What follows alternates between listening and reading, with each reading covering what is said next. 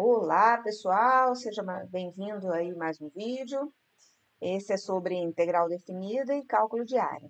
É o primeiro dos últimos, tá certo? Então, esse texto que está aqui, que eu coloquei na tela para poder me orientar, né, durante a aula e ficar uma aula mais rápida, esse texto eu vou colocar lá para vocês, disponibilizar lá nos arquivos. Eu fiz meio que um resuminho, né, da sessão.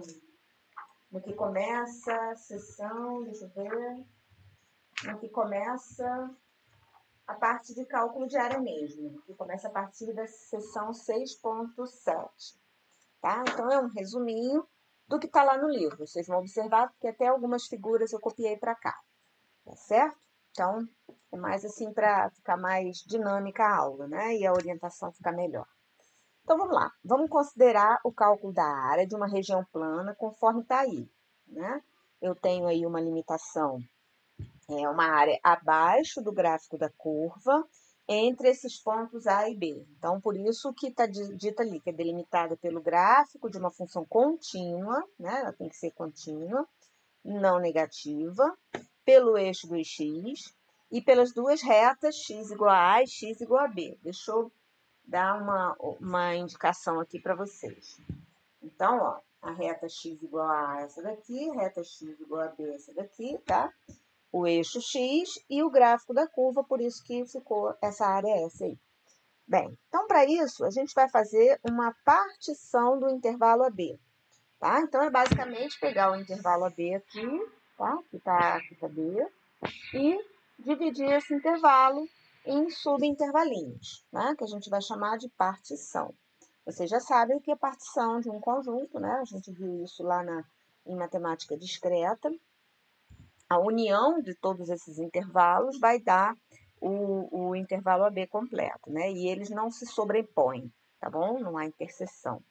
Então, você tem lá, aqui o A é o meu x0, aí vem o x1, aí vem o x2, etc, né? Aí é o que ele vai chamar um intervalo genérico, né? De x i menos 1, o próximo, naturalmente, é o xi, né? E assim sucessivamente, até o xn, que é o ponto B, ok? E vamos considerar esse ΔXi, de maneira geral, né? A distância entre o xi menos 1 e o xi. Né? Então, esse daqui, olha, esse aqui é o meu ΔXi. Tá? Este primeiro aqui é o meu ΔX1. E assim sucessivamente. Tá? Esse último aqui é o meu ΔXn. Então, cada pedacinho cada intervalinho desse aí da partição tem um comprimento ΔXi, tá? Em cada intervalo desse, a gente vai escolher um ponto que a gente vai chamar de CI, quer dizer, I correspondente, né, ao meu ΔXi. Não precisa necessariamente esse CI estar exatamente no meio do intervalo. É um ponto qualquer, é um ponto genérico qualquer, esse ponto CI aí, né? Então, se a gente observar aqui nessa figura, o que vai acontecer? Para cada I, a gente vai construir um retângulo, né? Vamos pegar esse do meio aqui, ó, que está mais fácil de vocês observarem, né? Está mais de acordo com as instruções aí. Para cada I, variando de 1 até N, a gente vai pegar um retângulo com base ΔXi, que é essa distância aqui, tá? E a altura, tá vendo? Aqui eu peguei um CI aqui dentro desse intervalo. Então, a altura desse retângulo vai ser a F de CI, correto? Então, por isso que eu subdividi, né? Meio que cobri essa área, né? Com esses retângulos aí. A soma dessas áreas, dos N retângulos, de cada retângulo desse, ΔX1 vezes F de C1, ΔX2 vezes F de C2, etc., até ΔXN vezes F de CN. Né? Essa soma, que a gente chama de SN, é a conhecida como soma de Riemann, tá? É dada por este somatório que está aí, tá? Representando essas somas. Vocês vão observar que a gente vai conseguir preencher toda essa área aí, mas vai ter, olha só, aqui teria um triângulo, também teria um retângulo aqui. Peraí, deixa eu apagar essa. aqui a gente também teria um retângulo aqui, né? Você vai pegar, desenhar melhor. Aqui assim. Aqui, vamos pegar um outro intervalo aqui assim, né? Aqui vocês teriam, pegando um ponto aqui, vocês também teriam um outro retângulo. Então, pegando um retângulo, né, coladinho no outro aí, a gente vai ter sobras aqui dessa área, como tá aqui, eu vou marcar de vermelhinho, tá? E a gente vai ter também, a gente vai ter faltas, como que tá aqui. Né? Então, uma coisa vai compensar a outra. E observa que quanto mais estreitinho ficar esses retângulos, ou seja, quanto mais pontos eu tiver nessa partição, mais essa soma das áreas dos retângulos vão se aproximar da área que a gente estava querendo, que é essa área S toda aí embaixo da curva, tá bom? Então, é isso que a gente vai fazer. Tá? Então, como eu coloquei aqui, né? Note que quando o n cresce, cada xi vai se tornando, cada delta xi vai se tornando cada vez menor. E aí, essa soma das áreas dos retângulos vai se aproximar da área desejada S. Tá? E aí vem a definição, né, dessa área aí, tá? Que seria dado y igual a f de x, uma função contínua e não negativa. Esqueci de escrever que era no intervalo AB. Depois eu corrijo lá. E não negativa no intervalo AB. E para cada i de 1 até n, ci é um ponto arbitrário no intervalo de xi menos 1 até xi. Isso a gente já falou. Então, a área embaixo dessa curva, y igual a f de x de a até b, é dada por esse limite aí. Nota que está assim, né? O limite quando o máximo dos delta xi, quer dizer, o maior deles, se aproximar de zero. Isso significa que eu estou fazendo n tendendo a infinito, tá? É porque, em termos matemáticos, né, isso aí seria a norma, tá, da partição. Enfim, então é essa soma aí, à medida que esses ΔXIs, né, o maior deles se aproxima de zero, ou o n tende a infinito, né, o que seria equivalente, né? Então, essa soma se aproxima da área que a gente quer. Bom, daí a gente vai para a integral definida, que nada mais é do que esse limite que está definido aí nessa definição anterior. Então, foi o que eu escrevi. Baseado na definição anterior, a integral definida de f de x no intervalo AB, tá, é dada por esse limite daí. E a notação é parecida com a notação de integral indefinida, só que agora eu tenho limites de integração, de A até B. Tá? A gente põe o início do intervalo na base e o final do intervalo, né, o ponto final do intervalo em cima. Parecido com o somatório, né? Começa em i igual a 1, vai até n, que está em cima. Tá bom? Então, só para vocês terem aí uma analogia. Então, isso é o que a gente chama de integral definida. Tá? Então, aí vem o primeiro teoreminha que diz que se a função é contínua em AB, então a função é integrável nesse mesmo intervalo. Ou seja, a integral, na definição acima, ela vai existir. Tá? Então, se a função for contínua, existe essa integral que está ali na definição. Bom, aí a gente parte para as propriedades. Bom, o que seriam as propriedades, né? Vamos colocar assim. Além das propriedades conhecidas de integral indefinida que a gente viu, que são aquelas que é integral de f de x mais g de x, quer dizer, mais ou menos, né? G de x dx, tá? Isso é integral, isso é a integral de f de x dx, mais ou menos a integral de g de x dx. Isso vale para a integral definida também, né? Mantendo, claro, os mesmos limites de integração que estão aqui, que vão estar aqui. E aquela que diz que a integral de kf de x dx, né, essa constante, vai para o lado de fora da integral, tá? Então, essas duas propriedades, né, que são as propriedades já conhecidas da integral indefinida, elas continuam valendo para a integral definida. Bom, e além do mais, né, a gente ainda tem outras propriedades aqui. Se o A for maior do que o B, tá? Então, eu estou aí no intervalo, né, de AB, ou seja, vamos colocar assim, A maior que B, ficou ruim, né? Porque a gente está mais acostumado que o A fica menor do que B, mas tudo bem. Se o A for maior do que B, então vamos colocar o B aqui e o A aqui, tá? Então, aí está aqui a função, aqui.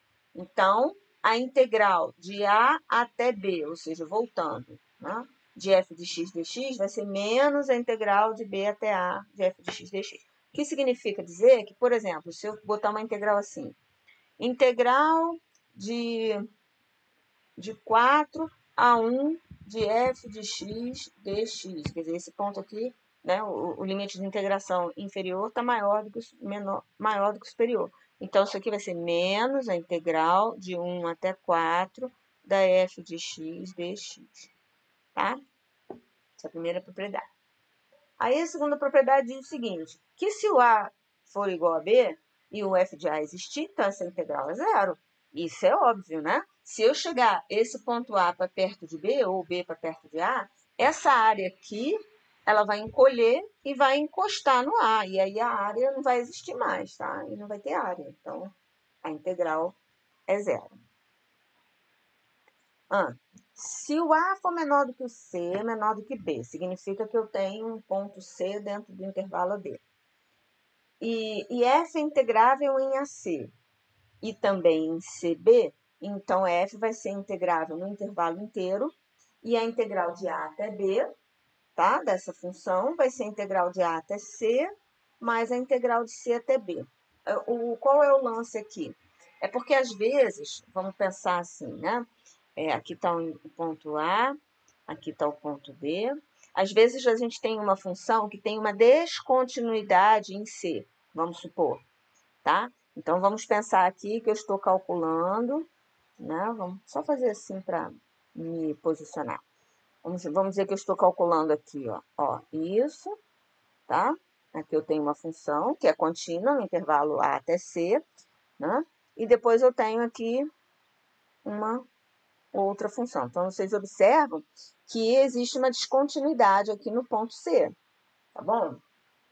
Mas, né, nos intervalos de A até C e de C até B, essa função ela é contínua, né? Ela é contínua nesses dois pedacinhos. Então, a integral de A até B de f de x dx, né, como se a minha função f não fosse contínua, basicamente aquelas funções que a gente coloca assim, né, com mais de uma lei, tá? Isso aqui vai ser a integral de A até C, de f de x dx, é como se eu estivesse calculando essa área aqui, tá? E depois eu estou calculando a outra área, tá? Essa outra área aqui, ok? Então, se eu tiver uma função que vai mudando de lei conforme alguns pontos do meu intervalo, eu posso ir calculando essas integrais em pedacinhos, tá bom? Bem, aí a gente tem aí o teorema do valor médio para integrais, né? Esse problema é interessante. E depois desse problema, eu vou fazer o exercício 9, que eu recomendo mais adiante. É um exercício teórico, mas é um exercício fácil. Bom, então se f é uma função contínua em AB, existe um ponto C desse intervalo, de maneira que a integral, ou seja, que a área, seja igual a B menos A vezes f de C, seja um retângulo. Tipo assim, ó. Vamos supor, aqui do ponto A até B, e aqui eu tenho a minha função, tá? Por exemplo. Aí, vai existir um ponto C dentro de AB, de maneira que essa área aqui debaixo da curva fique igual a essa área desse retângulo aqui, ó. Deu para vocês entenderem o que eu estou falando? Tá? Aqui tá, vou marcar de vermelhinho. Aqui tá a função. Tô tremendo hoje. Aqui tá a função, né? Então, vai ter um ponto C dentro desse intervalo que eu posso dizer que a área embaixo dessa curva vai ficar igualzinha à área desse retângulo aqui. Quer dizer, tira, vamos dizer, acrescenta um pouquinho acima da curva e tira um pouquinho debaixo da curva. né? Então, a gente vai acomodar ali. É como se isso aqui tivesse tudo cheio d'água e, de repente, eu soltasse, assim, a água, né? Sei lá, não sei como é que a gente fizesse um furinho, não sei, aqui, né? E aí a água virasse, né? Cobrisse e ficasse tipo um retângulo aí, né? E aqui, então, é a minha F de C. Então, vai ficar a área do retângulo, né? De base B menos A, que é o que está aqui, vezes a F de C, que fica a altura desse retângulo. Então, esse é o que a gente chama de teorema de valor médio para integrais. A gente tem um teorema semelhante a esse para derivada. Então, aí vem uma proposição que é uma preparação para o teorema fundamental do cálculo. O teorema fundamental do cálculo é ele que nos permite calcular a integral definida, porque ninguém vai ficar calculando integral definida por meio do limite do somatório brabo, aquele somatório brabo que estava em cima, né? Então, é essa proposição aqui, associada com o teorema fundamental do cálculo, que vai nos permitir calcular essa integral. Ah, mas eu disse que eu ia resolver, né, o exercício 9. Deixa eu achar ele aqui. Porque eu resolvi fazer esse agora. Não tinha pensado em fazer isso, não. Eu só vi o exercício e achei interessante, coloquei lá na lista. Mas vamos lá, vamos botar o exercício 9 aqui. São os exercícios 6.11. Exercício 6.11, tá? Número 9. Aí tá dizendo assim: se f de x é contínua e f de x é menor ou igual que um número m para todo x pertencente a esse intervalo AB, quer dizer, função contínua em AB, tá? Provar que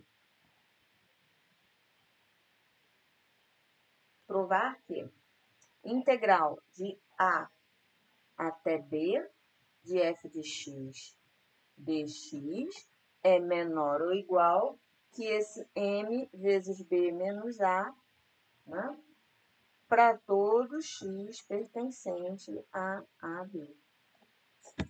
Tá? Não precisava ter escrito isso para tudo. Enfim. Como é que a gente prova isso? Bom, se ela é contínua, se essa função é contínua, então vamos botar assim. Pelo teorema do valor médio para integrais, né, existe C pertencente ao intervalo AB, né, tal que integral de A até B de f de x dx é igual a f de C que multiplica B menos A, como estava lá, né? Então, aqui, ó, vou mostrar para vocês. Aqui, tá? Aqui tá com a ordem invertida, mas é a mesma coisa. Tudo bem? Teorema do valor médio. Existe um ponto C para que isso aconteça. Só que é o seguinte, a função não é menor ou igual que... A f de x não é menor ou igual que m para todo x pertencente a B, né? Então, isso aqui vai ser menor, né? Então, vamos botar assim, como f de c é menor ou igual a m, pois c pertence a esse intervalo AB, né? Temos, então, a aplicação integral de A até B de f de x dx, né? Menor ou igual que m que multiplica B menos A, porque esse valor aqui, né, ele é menor ou igual que m vezes B menos A. E esse B menos A, ele é positivo, porque se é um intervalo AB, né, a gente não escreve um intervalo ao contrário, o A é menor do que B, tá bem? Então, essa é a ideia. E o exercício 10 é parecido com esse também, né? Aí vocês têm também, como exemplo, né, vamos fazer um item desse exercício 11 aí. Ó, aqui está pedindo o seguinte, está pedindo para aplicar um resultado desse exercício 9 e o 10, né? O 10 vocês vão encontrar um valor mínimo, né? Para essa integral. É a mesma ideia, tá? Encontrar o menor e o maior valor possível das integrais dadas. Então, o que eu vou fazer aqui é encontrar o maior valor possível, né? Uma vez que a gente já soube limitar essa integral no máximo, né? Olha aqui, eu estou dizendo que a integral é menor ou igual que um determinado valor, tá bom? Então, na letra A, está dizendo assim, que a integral de 3 a 4 de 5x dx. Então, eu quero saber o seguinte, bem, essa integral vai ser menor do que valor? Do que qual valor? Né? Imagina que eu tenho uma função aí que eu não saiba calcular a integral, mas eu vou poder dizer, olha, está entre tal e tal valor, tá? Então, é uma ideia boa, né? Uma ideia interessante. Então, vamos pensar o seguinte, a minha função f de x, ela é 5x. Qual é o valor que me garante que 5x é menor ou igual a quem para todo x pertencente ao intervalo 3, 4? Vamos observar essa função, né? Essa f de x, eu posso considerar que ela é menor ou igual que quem? Que quanto, né? Então, vamos pensar aqui. Eu estou aqui com a minha função, né? Vou desenhar ainda a função. Ops, andou. Aqui é o y, aqui é o x. Então, intervalo 3, é bem um esboço mesmo, 3 e 4. Bom, y igual a 5x é uma reta crescente. Então, é uma reta que vai passar assim, né? Então, aqui, ficou muito lá em cima, 3 e 4. Esse ponto aqui é 20, tá? Porque 4 vezes 5 é o f de 4, tá claro? Então, eu posso dizer que a minha f de x é menor ou igual a 20 para todo x pertencente ao intervalo 3, 4. Tá entendido? Todos os f de x aí no intervalo 3, 4 vão ser menores do que 20. A função vai estar toda abaixo desse 20 aí, desse valor, tá? Então, eu vou dizer que a minha integral de 3 até 4 de 5x dx, ela vai ser menor ou igual que 20 que multiplica 4 menos 3, tá? Então, que é igual a 20. Então, essa integral, esse resultado dessa integral aqui, essa área não passa de 20. O que era óbvio constatar, né? Porque 20 seria a área do retângulo que está pegando aí toda essa... no qual esse trapézio aqui está dentro. Mas, às vezes, a função é um pouco mais complicada, tá? E aí a gente pode dar botar um limite, tanto superior quanto inferior, para o valor dessa integral, dessa área. Tá bom? Então, essa seria a ideia aí por trás desse exercício que depois eu vou passar para vocês. Bem, eu vou fazer o seguinte, eu vou encerrar esse vídeo aqui agora e vou deixar para falar, para não ficar um vídeo muito longo, vou deixar para falar sobre essa proposição e o teorema fundamental do cálculo no próximo vídeo, porque aí eu faço, essa proposição tem uma demonstração bem interessante. E aí eu faço o teorema fundamental do cálculo, que a constatação dele é rapidinho, e aí eu já entro com um exemplo de cálculo de integral definida, tá bom? Então, vou pro próximo vídeo daqui a pouco.